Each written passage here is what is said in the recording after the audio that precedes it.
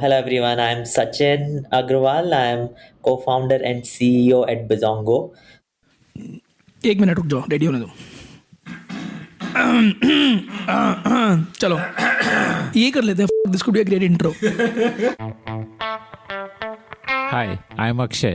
Hi, this is Saurabh and you are listening to the Founder Thesis podcast. We meet some of the most celebrated startup founders in the country. And we want to learn how to build a unicorn.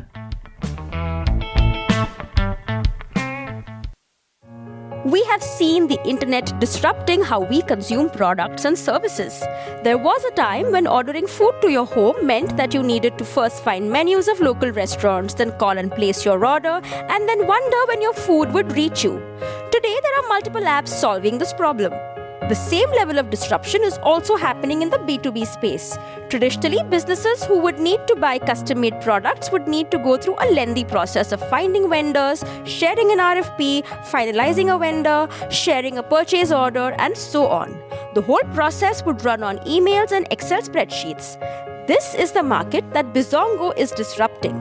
Bizongo helps companies to buy custom manufactured products through an online platform with complete visibility and dependability. The Bizongo platform solves for problems of both the buyer and seller, thereby enabling smoother trade and helping grow India's GDP. Sachin Agrawal, the founder of Bizongo, is an IITian with a passion for problem solving, and this conversation is really a masterclass on solving problems in the manufacturing space, shifting consumer behavior and building with first principles. Listen on as Sachin tells Akshay Datt about how it all began. So our idea was to build an equivalent of, let's say, an Amazon in the B2B space, which is more of a full stack solution where you can make sure that you are managing the entire process on a cloud platform and the goods get delivered to your doorstep eventually through that service. So that's what we had imagined, and we started building around that only. And that's when our true struggles and learning started building in terms of how to. So I have a question here before we come to the struggles. Amazon and Flipkart work because they are aggregating demand. It is not possible for one business to go out and acquire millions of customers. So Amazon is acquiring customers in bulk and therefore it adds value. But that is not the case here, right? It's not like these small vendors will have millions of customers. Each vendor will have maybe 5 to 15, 20 regular customers from whom they will get business. So is there really a space for building an Amazon for this kind of a contract manufacturing sector? So I think in the true essence that you spoke about, we later on found out that there is no such space. But when I mentioned Amazon, it was more from a perspective of having a full stack solution. Now, what that full stack solution will do and what value it will add, we figured it out much later, and that's why those struggles in the initial few years in terms of probably finding the product market fit. So yeah, I think we started building it, and what we saw in the ecosystem that there are many businesses and enterprises who are continuously looking to buy packaging products. So we started with packaging as a category. Packaging in India it's an $80 billion industry. Very few people know. It's the fifth largest industry in India. And any product that you come across today, there is some packaging that is associated with it. We thought of packaging as a dark horse in terms of the entire industry business landscape. It actually turned out to be that way. Whoever customer we went to in terms of understanding how they were managing their packaging sourcing, packaging supply chain, there were hardly any mention of any digital tool or anything technology remotely associated with those processes and how they were managing it. So we were like, our eyes were lit and we were like, yeah, we have found the right space and we'll just disrupt it. And we started gathering requirements from the customers, started building a full stack fulfillment solution where we were keeping the inventory. So we used to learn from the business or enterprise that what packaging you are buying, we will find best supplier for you. We will source from those suppliers, we'll keep the inventory and we'll supply you just in time within one day, 2 day, 3 day, or in some cases 6 hours, 12 hours. and we started building for that.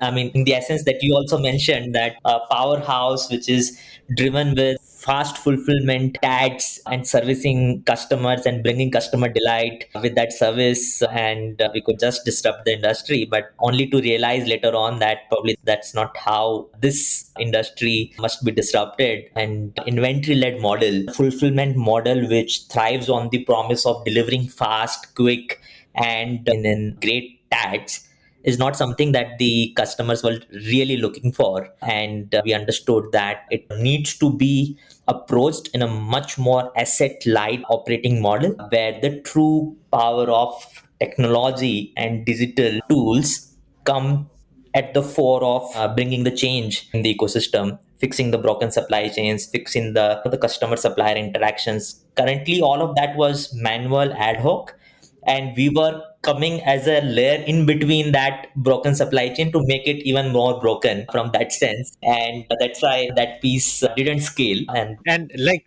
this was still bootstrapped, or you raised funds for that piece? no, we had, I think we had raised our Series A funds till this time. So we raised seed capital from Accel, then we raised, then How did that happen? Like you had no prior experience, and like how did you get such good names? so I think again I would probably call it an outcome of the genuine and natural passion that we showed towards this space, and our ability to think it from first principle, fail, learn, and do all of that. And if I look back, I can only find those reasons why someone would have invested in us. But I think at that time in 2015, the startup ecosystem was starting to evolve. It was that era where the liquidity was still in abundance and people were looking for ideas to fund.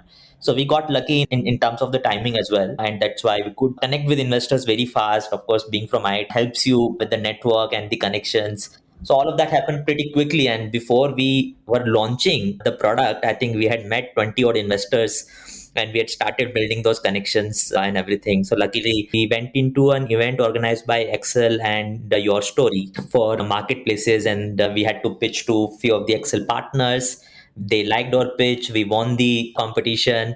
And the same day evening, they called us to our office and asked us what you guys are up to. I remember pitching to almost every partner of Accel on that day and the coming day. And the next day, they said that we want to offer you a seed round of funding, and that's how things started. So there was around $650K, close to 3.5 crore that we raised at that time, and that at least made sure that we had more time to continue to sharpen our hypothesis, and because of that only we could take time to then arrive at the customized goods segment as the segment of operation. And when we decided that, we had no money, so we had to raise another round of funding. So in March 2016, we were able to bring in both Accel and Chiratae to co-lead our Series A round of funding. And that was $3 million, so close to 18, 19 crore at that time. So yeah, and then the struggles that I spoke about, those started post Series A round of funding, because that's when we started getting deeper and started getting very aggressive on the fulfillment led customer servicing model, only to figure out 1.5 years later that's not scaling. And What were the metrics that you saw which told you it's not scaling? Was it like the repeat business was not there, or was it that the margins were not there, or what were the symptoms? yeah, I think the key symptoms was first the repeatability and the predictability of the business was not great. So repeat cohorts from the customers didn't look great. And more than that, while we were all for customer delight, customer experience, and creating an Amazon type of aura in terms of how do you service customers, still our customers were not happy at all. And then we were not able to figure out that how can we make these customers happy. We are doing everything and the entire culture and the passion is towards delivering customer service, but still it's not happening. So I think that was the biggest indicator. Why were they not happy? Like basically you're saying NPS score was not great. Like Correct. So we used to do a lot of NPS survey and we figured out that our customers were not liking it. Logically so, because what we had done there, we had built a fulfillment led service model where we were getting material from, let's say, 100 odd SMEs who anyways were very less predictable in their ability to commit to certain tags, SLAs, or timelines, because the way they operated was absolutely manual, no use of data and technology. So we couldn't improve their performance by coming in between. because these were SMEs who were still operating the way they were operating before. We just applied technology in terms of how well we can service the customer, but we didn't apply any technology in terms of how can sellers service us or the customers better. And that's what led to no betterment of the service levels. So customer used to tell us, यार इससे अच्छा directly काम कर लेता, खुद ही ले लेता, आप क्या कर रहे हो यार? आपने बोला था 2 दिन में सामान दोगे, आपने 3 दिन लगा दिए. When we know that the supplier is going to give him material only in 10 days, but the expectation that we built through the design of the model was that we will deliver in 2 days, 3 days, but most of the times we didn't have the material from the supplier and it didn't work out. And that those Yeah, because your SKUs are not fixed. Like for each customer, there are custom SKUs. So it's not like inventory led doesn't really work here. Absolutely. I think you mentioned a very important point here because every SKU for us was unique. We couldn't do that you have got 95% fill rate of these SKUs. So now this SKU cannot send to any other customer because I need that SKU of that customer to be able to service that. And that's why it was not resulting into any potential customer delight also. And we realized that we started realizing that, and we started realizing that as a technology company, where can we truly make a difference to better this? There was still, we could observe the problems day after day. And we were so committed that if there are so many problems, there has to be a viable solution which really transforms this because the opportunity was very clear. And then we started applying first principles in terms of understanding what we do which truly makes the difference to this broken supply chain or this absolutely manual ad hoc management of hundreds or 200 SMEs that one enterprise is working with. And we figured out that the real transformation that we need to do is in enabling this SME to be able to supply better.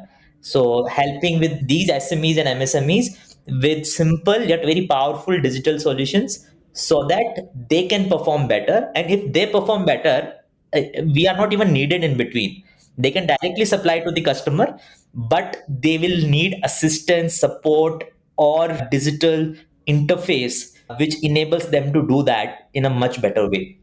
So that's when the transition started happening to the desirable business model and what we are known as today in terms of a full stack B2B trade enablement platform. So we enable trade. We today don't play any part in terms of discovering a supplier or discovering a manufacturer. What we do, we go to customers. We understand from customers that you are currently working with is 100 SMEs, but these 100 SMEs are all operating manually, which is leading to a very poor supply chain efficiency for you, for them. And everything is broken, manual, ad hoc, and not helping any of those business. So we tell them that we will bring all your existing 100 SMEs on Bizongo's digital platform, will help you digitize your engagement with them. So we go to the customer, by virtue of that, we bring his 100 SMEs on Bizongo's cloud platform, and we digitize the way those SMEs operate, and we digitize the engagement between this customer and these SMEs, which results into great outcome in form of the supply chain efficiency, the engagement, transparency, analytics, and a lot of other things, which is a win-win situation for both of these customers and suppliers. So that's how the business has evolved. And today we have a true cloud platform where we have got 500 enterprises, more than 5,000 SMEs who are digitized by us. And these customers are managing these SMEs on our cloud platform. And we have automated a very large part of the entire supply chain and the ecosystem by virtue of that. So tell me when you had the inventory led marketplace, what was your product? Like a customer would upload some specifications of what he wants as a packaging material, and then you would create that as an SKU unit, and then you would further go to maybe 5 or 7 vendors and get quotes from them. And like tell me what was that product, and then how did you change that product? No, absolutely. I think you were bang on. That's what we were doing, gathering customers' requirement, putting that into much more objective specifications, and then organizing RFQs and bidding across several sellers who could service that.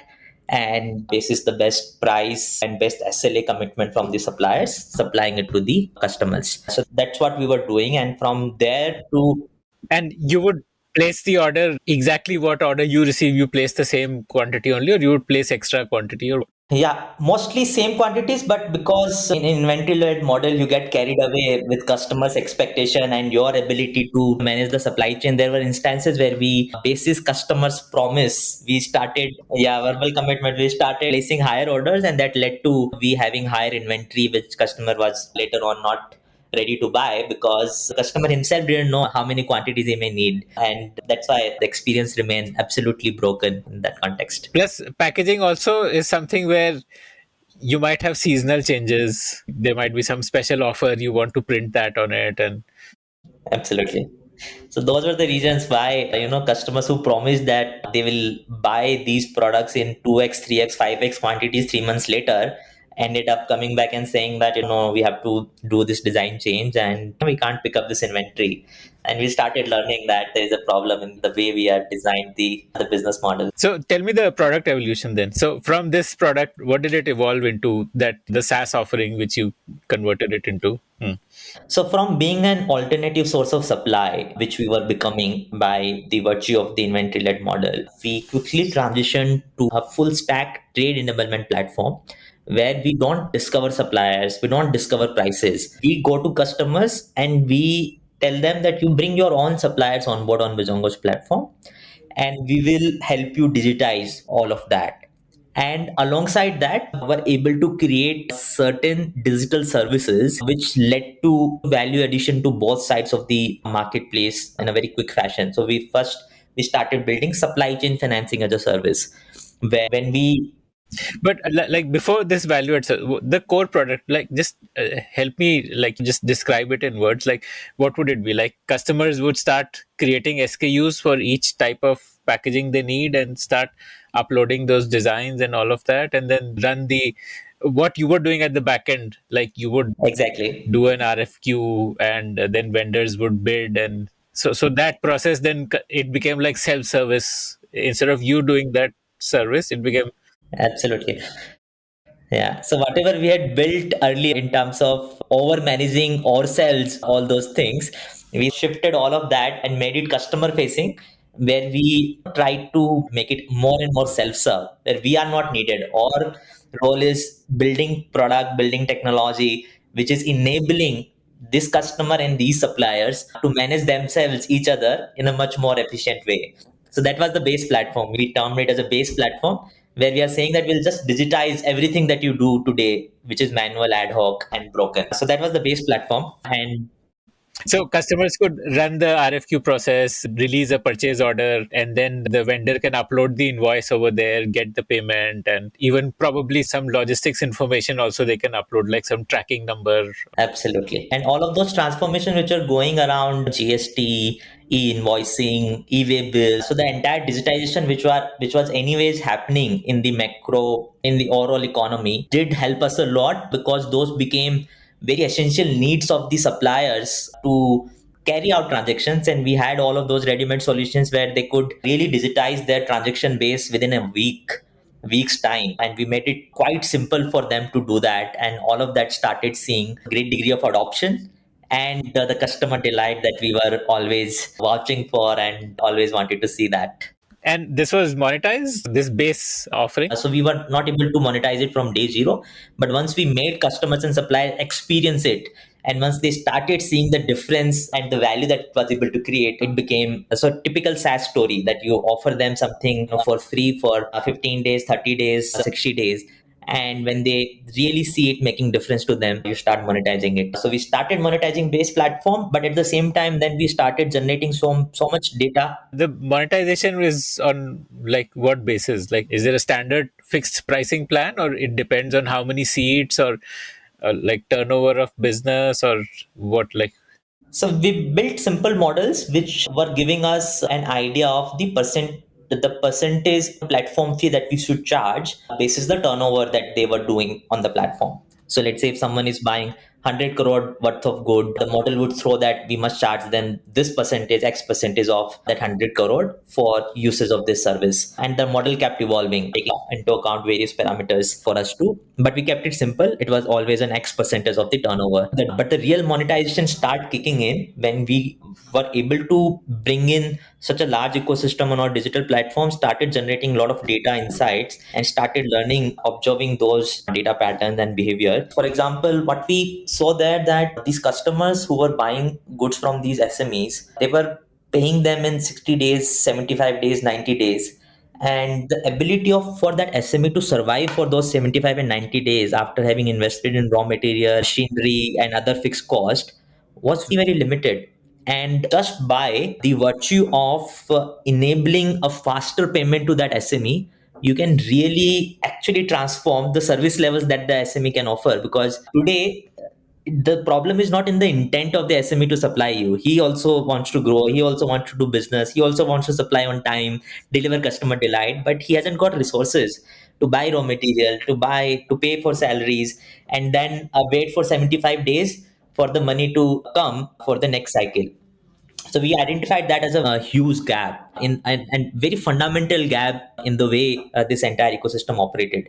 If these SMEs didn't get money faster, there was no way they could improve their service levels. So we identified that as a very strong value addition, and what we started building as a fintech platform. We call it supply chain financing platform. It's the SCF platform, where now we have plugged in 25 banks and NBFCs who see this transaction happening on Bizongo's platform, happening for months and years. So we have built that transaction history. And basis that, those NBFCs and banks are able to provide faster capital so that the customers pay suppliers in 75 days. Through these banks and NBFCs, we enable payments going to them within 15 days and done it at scale today, close to $600 million sort of supply chain financing we've enabled through the platform.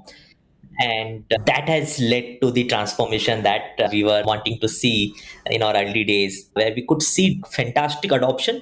So by telling them that you will get money faster on this platform, we could actually make them do things which they would otherwise absolutely deny in terms of the digital adoption. And we started launching a lot of small pieces which made their engagement on the platform very truly digital and absolutely self-serve. So that helped us scale. And because they knew that these guys are very true to their promise of making sure the money hits my account in 15 days, they started adhering to all of those things. And that led to a very beautiful digitization of the supply side. And with that benefit coming in, we saw drastic improvement in the service levels. There were times when these suppliers were pushing us, we have got the materials ready, why the customer is not picking us?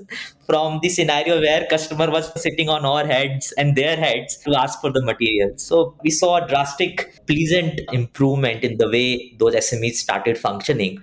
And that created an environment where we could think of building more and more validated services so that they can be furthered. And today what we have is a full stack. So, I wanted to get into a little bit more detail on the bill discounting that you are doing. So, what is typically it works like this, like the vendor will get maybe 95, 96, 97% of the bill value instead of the full bill value within 15 days instead of waiting for 75 days. Okay. Who does the underwriting for this? Do you do underwriting and give it to banks and NBFCs, or do you give them data and they do their own underwriting? So today it's a mix of both, depending upon what data points and which SME, what longevity with the platform, what transaction history we are looking at. At early stage, when there is a very credible customer there who is buying from certain SMEs where we are, or Say PNG is buying. So, for example, so the beauty of this model, which we called is a transaction-led trade enablement, is that here you are not taking a credit call on the SME. You are not underwriting the SME. You are actually underwriting the receivables from a very credible enterprise. So what has happened here that today why these SMEs don't get any financing from banks and NBFCs, because in the current ecosystem they have to take a credit call on that SME, which is impossible today in any shape and manner. But what we have done here, we have changed the credit profile of this SME by having that transaction history and that control of the entire transaction to receivables of a very credible enterprise.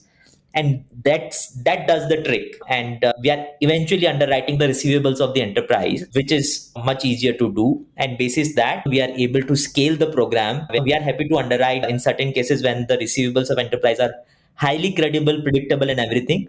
We underwrite it. In a lot of cases now, banks and NBFCs, because of that vintage and transaction history and all, they are seeing they are also able to take those calls by the virtue of the receivables being of a very highly enterprise customer.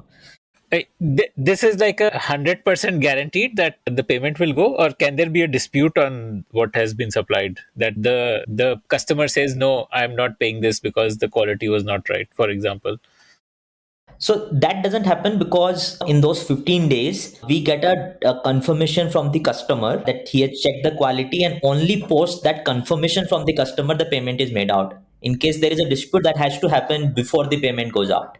So we have kept that 15 days window for that. And again, we have digitized that part as well, where we have created this what we call e-acceptance, where customer actually accepts the good and it comes as a confirmation in terms of an e-document to us, which truly reflects the acceptance, which can't be disputed at a later stage, and doing it in a very scalable way, digital way.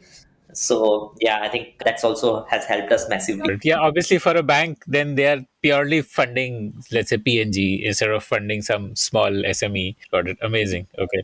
Or in an otherwise scenario, there is no way for that bank to lend to that small SME or MSME. But now they can, and that becomes a huge sort of market access for even banks and NBFCs, where they want to service that market, but today they don't have a way in which they can, and the platform gives them that access alongside very little risk and potential scalability. So we have seen banks and NBFCs who started from, let's say, 10 crore are now disbursing close to 150, 200 crore on the platform because of the cash flow.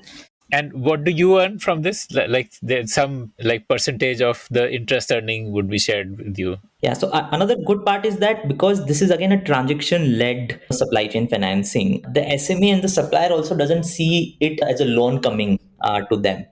So it's not compared with the classic lending solution where I'm getting money at 11%, 12%, 14%.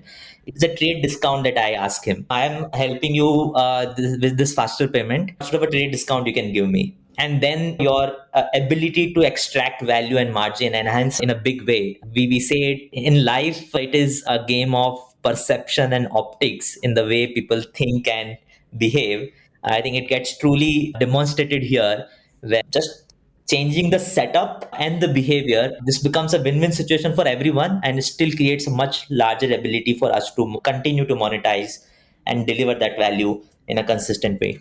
Does the customer provide a subsidy here to, like, say, would a PNG provide a subsidy? Not really. There's no reason for them to do that. I'm just comparing with typical BNPL where like, say, if, for example, Hero Motors is offering a free EMI, then they are subsidizing that so that the customer buys more.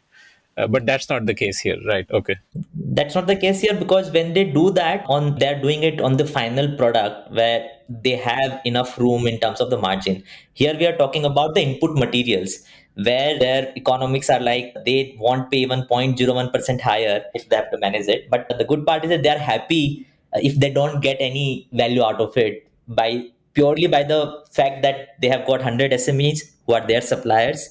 We are not changing them, so nobody is hurt sentimentally or in any other way. They are digitized, and those SMEs start getting fast payment, and because of that, their entire headache of managing SLAs, quality, input material, and everything goes away. And they have a full digitized, absolutely transparent, 100% trackable with great degree of transparency supply chain, and their entire total cost of ownership, what we call, goes down heavily because of this entire digitization. So they're quite happy bunch of people, and they in fact become our ambassador.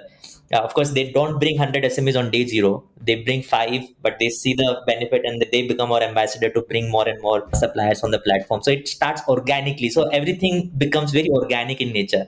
We get our customers organically, we get our suppliers organically, we get NBFCs, NFIs, banks organically, and then we see the entire self-serve behavior again growing organically on the platform to make it a very capital efficient service model and very capital efficient SaaS like organization.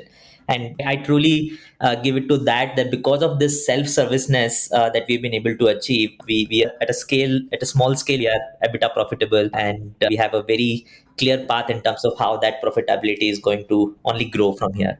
So you said in some cases you underwrite. What is the implication when you are saying that you underwrite? Does it mean you take on risk of that, or you just give a score here? Like, what does that mean? No, we take the receivables risk in that case, where what we are telling to the FI that the we are taking the guarantee of this money coming from this enterprise in this escrow account by this date, and that is basis the transaction, past transaction history, the acceptance of goods, all the documentation, everything that we have. There is no reason for that enterprise to not, and hence fortunately we haven't seen any voluntary defaults or delays on that front. So we stay very scientific in terms of how do we select a customer whom we can work with in this model. So there is a lot of data science and intelligence which goes behind in terms of whether we should work with this customer or not, and if we work, what maximum exposure that we can have, so that we can continue to minimize those risks. I think again that risk management can continue to improve, but we have a very strong data, technology, and intelligence layer now to be able to continuously improve and improvise on that front.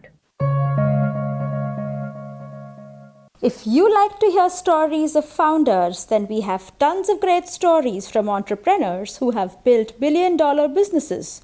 Just search for the Founder Thesis podcast on any audio streaming app like Spotify, Gaana, Apple Podcasts, and subscribe to the show.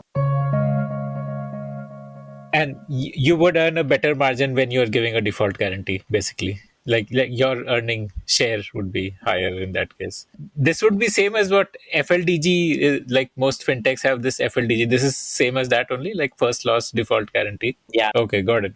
Okay. So now you told me that because there is so much value add to the SME suppliers of working on Bizongo platform, you are able to influence them to adopt more digitization. Give me the SME-Side product. So we've spoken of the customer side product, like customer can share a requirement, get quotation, release a purchase order, receive invoice, and all of that. For the vendor side, what is the digitization on the products? What all of their processes can they digitize, which helps improve efficiency? So in terms of the entire order lifecycle management, it again starts from the very basics of that SKU that the customer is buying. Now that comes to them in a very similar exact form that customer has defined it, without any loss of information, or there are so many changes which keeps happening. Sometimes your artwork, you mentioned about that, your design got a little tweaked, changed, it is lost on email threads otherwise, but here you get a live input of the real SKU that the customer wants to buy. You can only manufacture that. You can't manufacture anything else. So that's the first piece. Then, of course, you get the purchase order on this platform only. You can only accept the purchase order from here. As you accept the purchase order, it helps you build a production plan, that if I am carrying this much inventory, or if I'm not carrying inventory, this much I should produce in next 5 days, this much I should produce in next 10 days. Basis that he produces, then he can send that intimation that I produced, let me know when I can ship, or customer has the ability to tell ship on this day, so he ships automatically. His entire process of dispatch to delivery in terms of e-invoicing, e-way bill, transporter selection and tracking, all of that is built on the platform. So it makes it very smooth and easy for him to deliver a fantastic experience to customer. So it's not us delivering an experience to customer, it's that SME who is directly delivering that experience to the customer. And alongside all of those things, we have found like simple things like vendor managed inventory. If there are SKUs that the customer is going to repeat purchase from that SME, we provide the entire inventory visibility from him. So it becomes a classic just-in-time JIT supply chain model of automobiles, earlier, which was unimaginable in the industry of customized goods. Now, basis the inventory that the supplier is carrying, customer can also plan it better in terms of their consumption and fulfillment and everything. So it minimizes the inventory losses and all of that in the entire supply chain. So the production planning sounds very hard to achieve because there would be so much value of experience. Like an entrepreneur would know from experience that for making 1,000 pieces, I will, for example, need 100 kg of this and 5 kg of this and 7 kg of that. But how did you digitize this production planning bit to predict how much inventory he needs and what he needs to order? Yeah, so frankly, in terms of the production plan, you are absolutely right. We haven't achieved great success in terms of it directly creating an impact in terms of inventory management.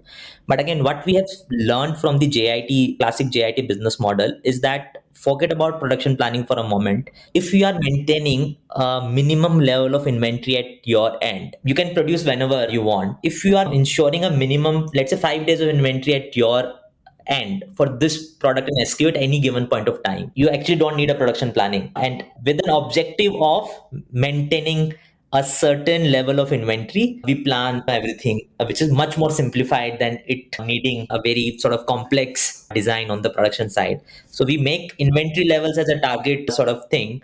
And then the corresponding production plan is so simple that make these products by this date. That's all. It's not that you have to do a lot of over optimization there.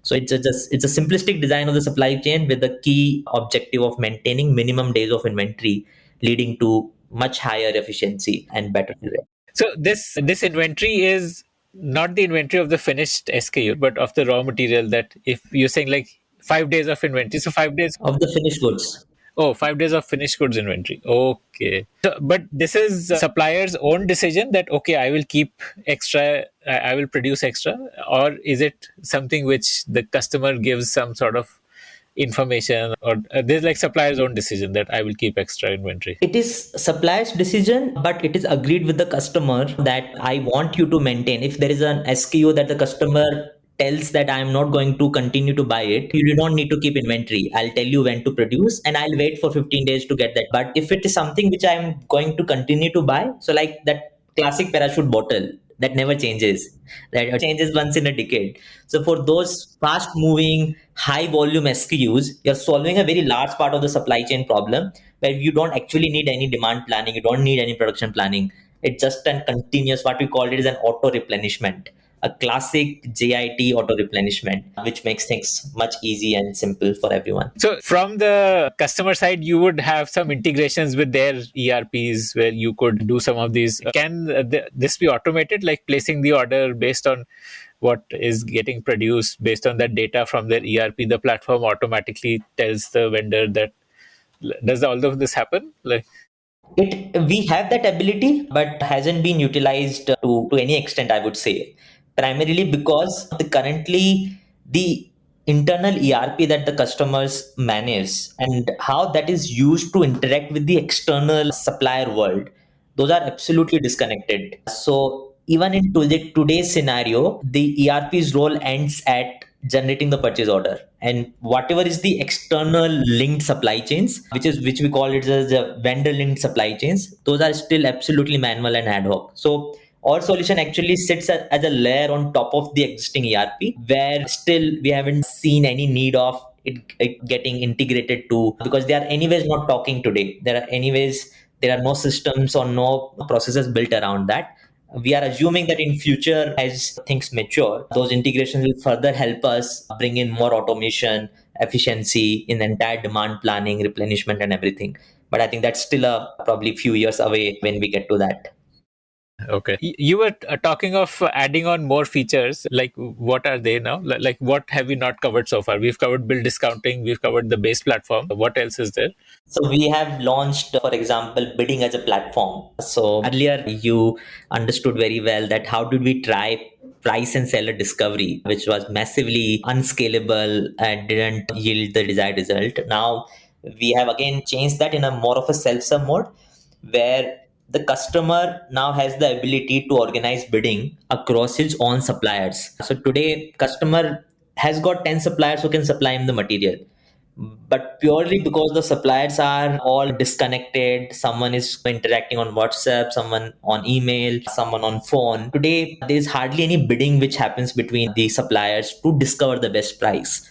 And that concept of the best supplier getting the maximum business share doesn't get actually implemented in the real world. So we've enabled that on our platform. The bidding platform allows them to digitally manage the entire price discovery process. So it's more of an Ariba type of an experience that we are trying to build there, and tailor made for the customized goods, so that the true price discovery can happen and there is a continuous benefit that the customer can extract. And then suppliers also get access to more and more demand. So it becomes a classic, true, real marketplace where the demand is discovering supply, supply is discovering demand, and everything is growing organically. So we have launched that just a few months back. This is open to all vendors on Bizongo. Not so, for example, PNG has its 100 vendors, or HUL has its 100 vendors. So these vendors can be discovered by other companies also. Right now, not. Right now, it is only helping you manage your own suppliers whom you work with, or whom, so you can add more and more suppliers, but it is only helping you manage your existing supplier ecosystem. What we are building now is an open marketplace where we will open the access of other customer suppliers as well after their consent to have that entire marketplace effect playing in form of supplier discovery as well. So that is something which is work in progress, and we see as a huge potential value addition that we'll be able to do to this ecosystem. So that's the second piece around the entire. Which is like life coming full circle, like going back to the original idea. Amazing. So that's price and seller discovery. And the third piece, which again is very close to our heart as founders, is a SaaS label management platform that we have launched. It is called Artwork Flow, and it enables you as an enterprise to manage the entire asset library of your SKUs. Because you're talking about customized goods, every SKU has got its own unique characteristic in form of the text on the SKU, design on the SKU, colors, regulation, so many things, which are again impossible to be managed manually.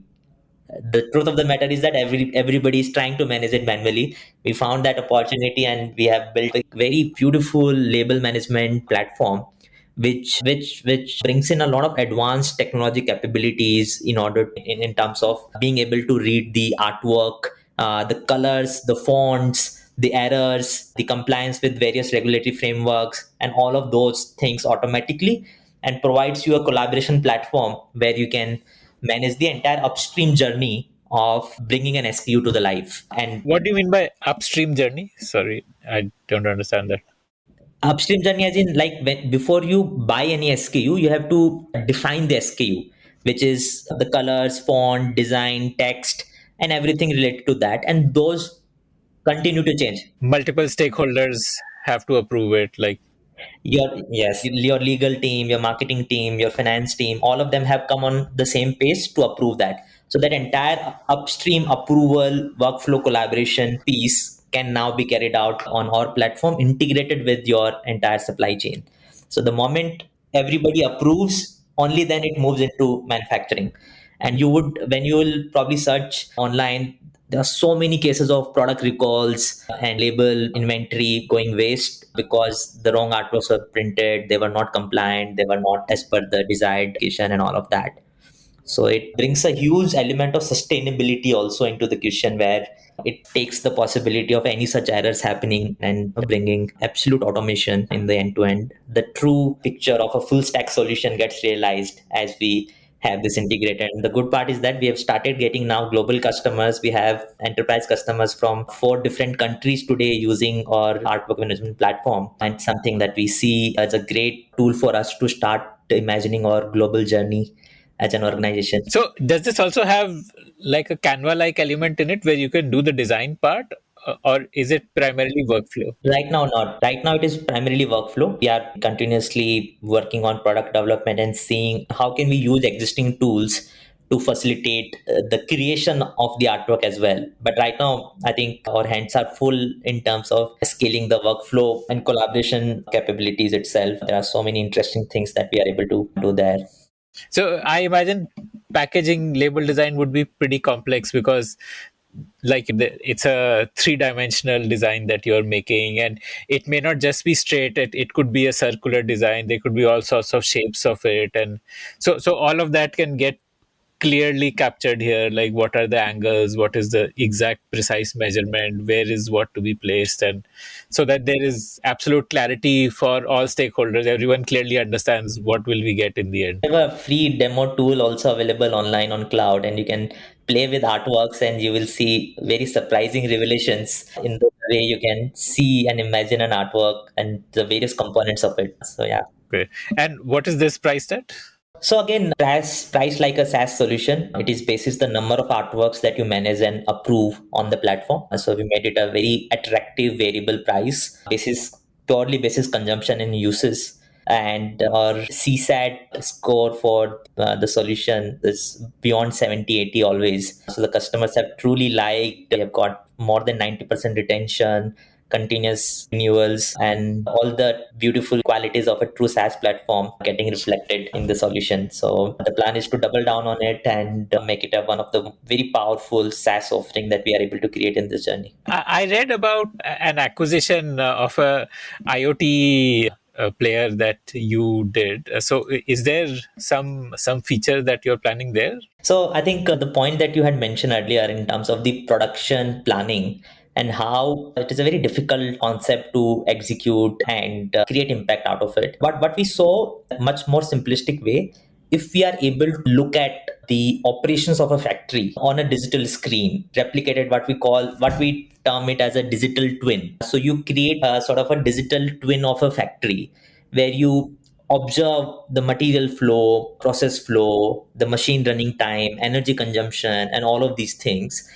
And you find out those classic bottlenecks, which, if removed from the process by applying very simple logics, algorithms, and intelligence, you can actually improve the production efficiency or the throughput of the factory on a whole.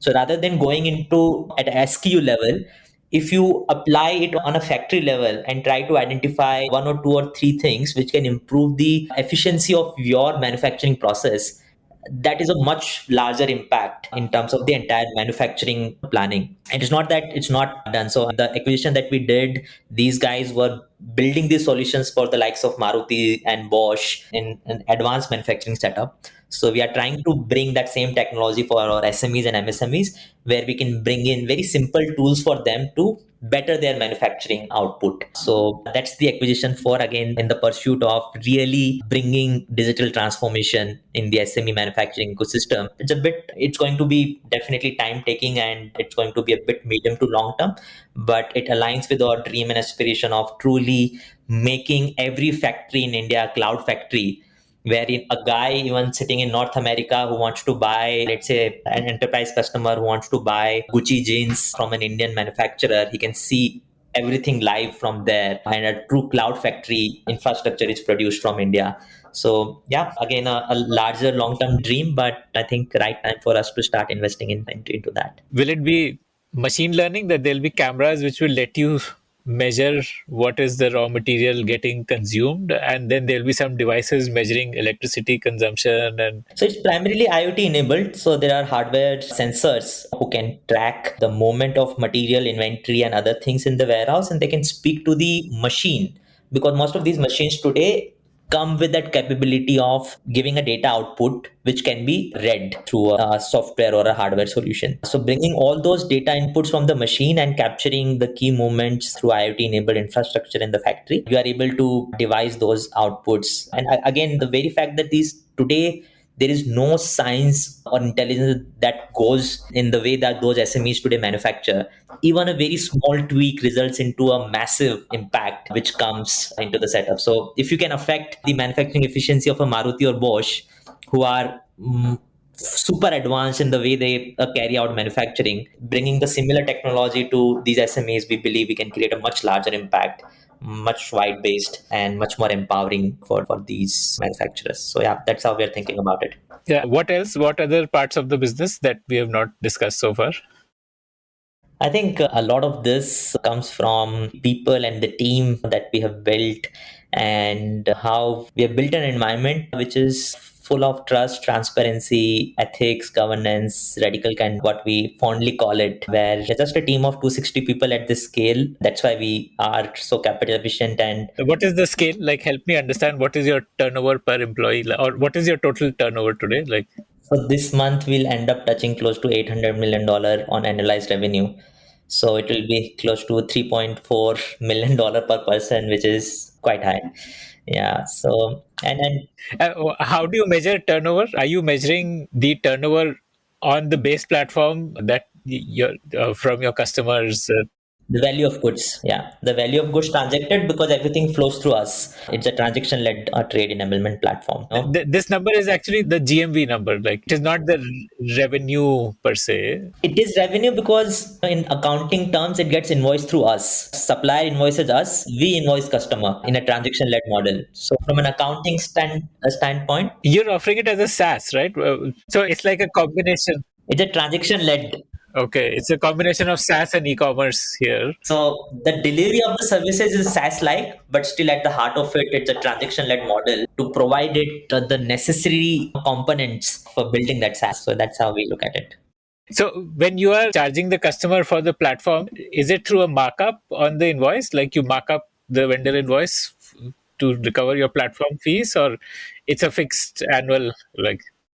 Like for artwork flow, the way we charge, it's basis the number of artworks. For bidding, we intend to charge basis number of bids that you are carrying out. So again, we have made it very modular and consumption basis, so that there is little sort of friction in adopting or trying it. And again, typical the This would also mean that this is a postpaid SaaS, not a prepaid SaaS. Most SaaS tools are prepaid, right? Where you charge in advance. This is more like a postpaid because you will charge based on consumption. So which means that at the end of the month, based on how much consumption has happened in the month, you will raise an invoice. Yeah, but there are price models built which tell you that if you, let's say, approve up to 500 artworks, this much it will cost you, and there is a base price. So it is designed in again SaaS like with certain buckets, and if you cross those, of course, there is an additional charge. But again, from that perspective, I would call it a prepaid model only because there's a pricing which is clear to the customer and starts paying before he uses. Okay, okay. The base price is paid upfront, and if they cross a certain threshold, then you got it. And but what is your earning? Like, are you at liberty to share that? Like, in terms of your earning, would one be the SaaS subscription fees, and second would be what you earn through interest sharing from NBFCs. So what is that number like? So all of that today amounts to close to 4% as net margin that we are able to make on the value of goods. And that suffices for all the cost and expenses that we have. And basis that we are able to make close to 1% EBIT on the business at this scale, and still growing at least a 10% month on month scale to be able to truly benefit from this self-serve model and bring in capital efficiency and scale at the same time. Like 10% month on month growth is driven by acquisition of more customers, or is it driven by existing customers increasing the transactions that happen through the platform? Like what is the growth strategy? It's a very beautiful blend of both because the market size and the market opportunity is so big. We are at a $700 million, but by the market is at least a $300 billion market that we have the ability to capture. So from that perspective, it's us who is saying no to the business today, where we are limiting the growth, but all our existing customers as well as the new customer in pipeline are wanting to transact more and more. Why are you saying no? Is it that there are some kind of customers you don't want to touch yet, or Correct. Yeah. So okay, what is that like? Is it based on the product type, like certain product categories you don't want to do right now, or not really. I think it's primarily driven through the entire risk assessment that we do because at the end we are taking some risk on the receivables of the customer. And we want to be very prudent and very scientific in terms of. So we analyze close to 50 data points from the customer, and then we analyze another 20, 30 data points on the SME before taking a call that whether this transaction is should be funded or not. So again, just want to be more and more careful, prudent, scientific, and disciplined about this because if we are able to have a very strong foundation built around this, we will secure our future in terms of how we'll scale it because we know that the market opportunity is very big. So important for us to be armed with all possible potential solutions and risk mitigation efforts so that we can truly capture and realize that. what is the there? I see a couple of ways in which you can expand or diversify. One could be, for example, you could get your own NBFC license. Is that something which you have in mind? So again, we believe in the power of platform and the power of technology, bringing a lot of ecosystem players on the platform. India today have 1,000 NBFCs, and we believe that we can bring those 1,000 NBFCs on this platform to service a market which is very large and still yet absolutely unserviced.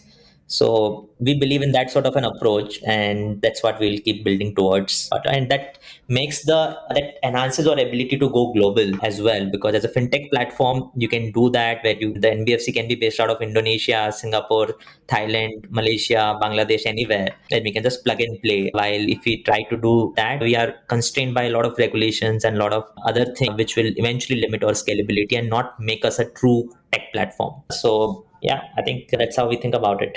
The other expansion or like diversification you could do is getting into regular consumables, not the custom built consumables, because if that customer is already, his purchase team is using you for one kind of purchase, then they could use you for the other kind of purchase also. So is that something you plan to do? So that's actually naturally have started to happen, and in fact it's transpiring in a way where if they are buying anything from an SME or MSME, where their own effort on managing the SME and getting the best out of the SME is very limited, is something that they are wanting to bring on the platform. So that's why today we are doing packaging, which is 40 to 45% of the all the revenue base. We launched textile and apparel 2 years back, that is already constituting 40%. Then there are What is the this is like textile which is purchased by like say a Van Hussein buying textile to make jeans. Okay. And in fact, Van Heusen, when he gets that jeans, he gets it contract manufactured.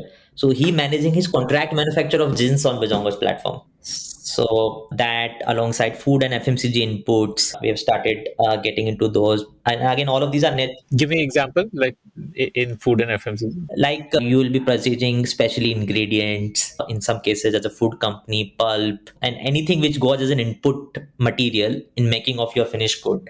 So all of that is again primarily coming from SMEs and can be digitized by using the same platform.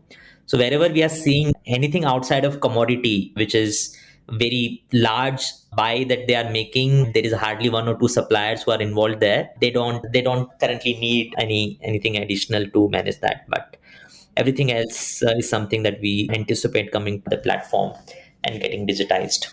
Becoming like a Moglix or having that as one of the offerings, like Moglix does, like where they can, businesses can place orders for very standard SKUs. No, that's why the entire branded finished goods play, as I had mentioned, that's a very different supply chain, because it has got distributors, wholesalers, traders, retailers, and all of them involved.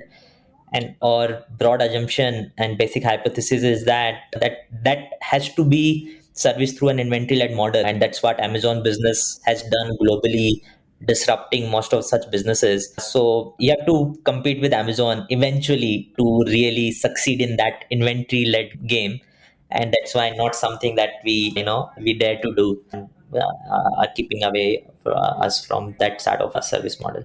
Basically, anything which an SME is manufacturing, you want that transaction to happen through Bizongo. And later on expand into exports, because there is a huge export capability in packaging, textile, specialty chemicals. All of these are SME driven in terms of manufacturing, and then in future having an sort of an upstream integration as well, where we can enable these SMEs to digitize their upstream supply chain as well. So those are the few. What do you mean by upstream supply chain here? So in the example that we spoke, Van Heusen buying jeans from their contract manufacturer, that SME then has to buy fabric or yarn from a raw material supplier, which also is quite broken today as an experience, and which results into true price efficiency if you are able to help the SME do that more scientifically. So you are bringing raw material intelligence, raw material price tracking, and again digitizing that entire part as well, and connecting it with the downstream transaction to build what we truly call as a full stack, multi-stack supply chain solution. Today it doesn't exist anywhere in the world. If you're buying the finished good, what fabric it is made of and how that is flowing through the supply chain, giving that complete tracking on one single cloud platform is what we eventually wish to build for. And you can imagine there are so many things that we have plans of doing, and that's what keeps us awake. Tell me the plan on the export side. Would you do the same? Like tell a company buying from India, like say IKEA sources from India for the global supply chain. So you tell IKEA that get your vendors here, or would you tell IKEA that we will find you vendors? Like what is the approach? No, the former one, where we tell that we will digitize your supply base and maybe not just in India and Southeast Asia. And we are seeing those global macro shifts where these sourcing are shifting from China and Russia to Southeast Asia and South Asia. So we see us becoming a global trade enablement platform where the entire Southeast Asia and South Asia suppliers are there, and a lot of these customers from the US, Europe, Middle East are managing them through Bizongo's cloud platform. Do you also see selling other products to SMEs, like say insurance, or like, maybe say an ERP product for SMEs where they can manage their bookkeeping, their payroll, and all of those? Like you have these profit book and quickbook and all of these, and so do you see yourself getting into all of those areas also? So yeah, I've formed a small team in Bizongo where we are starting to work on a what we are terming it as a digital app store for SMEs, where anything which can be digitally be serviced to these SMEs for their business needs. Either we'll probably build few of those ourselves, but largely a marketplace where we can bring in the best of class app to them at a reasonable rate so that they can digitize their entire business. So we are starting to imagine it, early days, but yeah, something which is interesting. So tell me about learning to manage a large team. You were pretty young. I guess you must have been 23, something like that, when you started off Bizongo. How did you learn to manage people? You have 250 odd people today. So tell me about this learning, like building teams, growing an organization, managing people, aligning people. No, I think those learnings also, frankly, came in a hard way, I would say, where we had our own share of failures, while all three of us as founders were very sensitive about the kind of culture that we build, and we had a lot of focus on the same. In our early 2-3 years, we realized that, again, in spite of all of those efforts and outlooks, we were not being super successful at that. And at that was a time. In what way? Like, what were the things you were seeing that were going wrong? Again, I think the best measure for us was employee NPS, and that was, Okay, you were measuring that. Okay.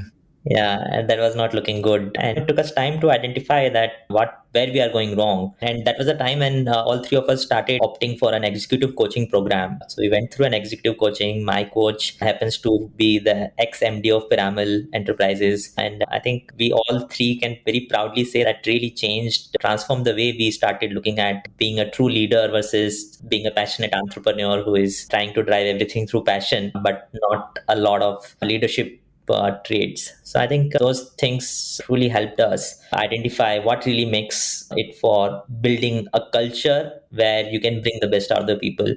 And as I had previously said, I think the key learnings were that we have to be super transparent, radically candid, brutally honest in each of our conversation with our people, on a large forum, in one-on-ones, in a small forum.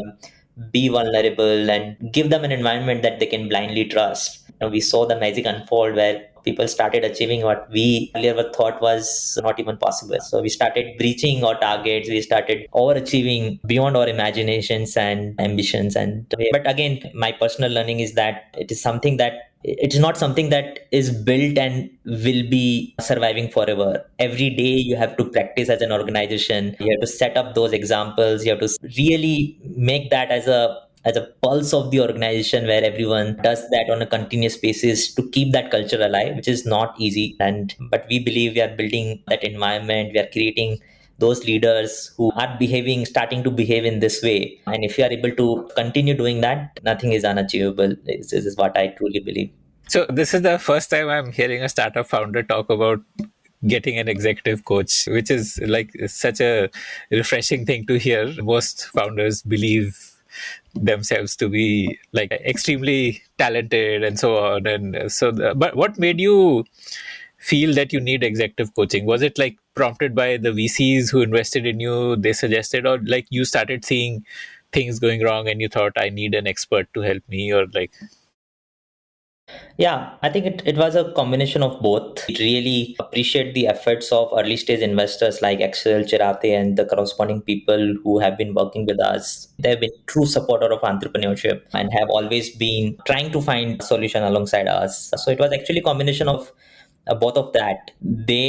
Telling us that something like this exists, And again, I had previously shared that I think as founders, we one thing that we really admire about ourselves, Honest to yourselves. we are self-aware and we are honest. And if something is not going our way, we tell each other that this is what is not going right, and we try to find solution which can make us better. And because our ENPS score was not looking up, we told ourselves that we must be doing something wrong as founders, not being able to do that. And now we have a very sort of a coaching culture where all the first time managers and other leaders, we are continuously enrolling them into coaching program, and we've seen the people getting transformed in form of how do they lead people, and that's truly satisfying. And outside of the business impact, also as you see young people, entrepreneurs, passionate, getting transformed into people leaders, you feel great about it. What is your management style? Do you focus a lot on performance and achieving goals, or do you do a lot of delegation, or how do you make sure that there is alignment of like in terms of achieving what needs to be achieved and yet maintaining a high employee NPS?